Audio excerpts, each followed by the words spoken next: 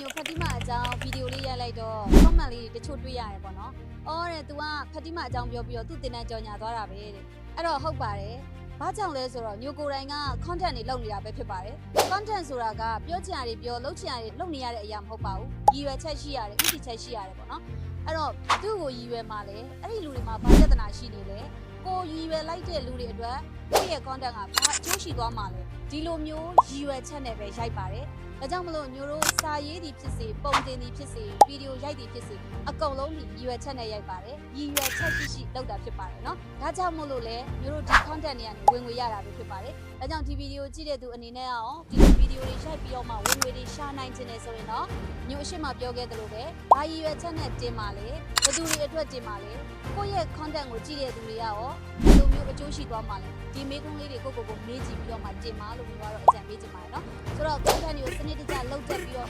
2026မှာဝင်ငွေတွေရှာနိုင်ခြင်းနဲ့ဆိုတော့မြို့စီမှာ MOD ဆိုတဲ့တလကမ်တင်နှန်းရှိတယ်ဒီတင်နှန်းကိုလာမယ့်ဇန်နဝါရီလကုန်မှာအသက်20အနေနဲ့ဖွင့်ပေးတော့မှာဖြစ်ပါတယ်เนาะအဲ့တော့ပထမဆုံးအတဲ့အယောက်20အတွက်တော့2,900ကျပ်နဲ့ပေးထားပါတယ်ဒါအပြင်3,000ခွဲတန် EM Power Class ကိုလည်းလက်ဆောင်ထည့်ပေးထားပါသေးတယ်เนาะဒါကြောင့်တင်နှန်းတက်ခြင်းနဲ့ဆိုတော့ဒီ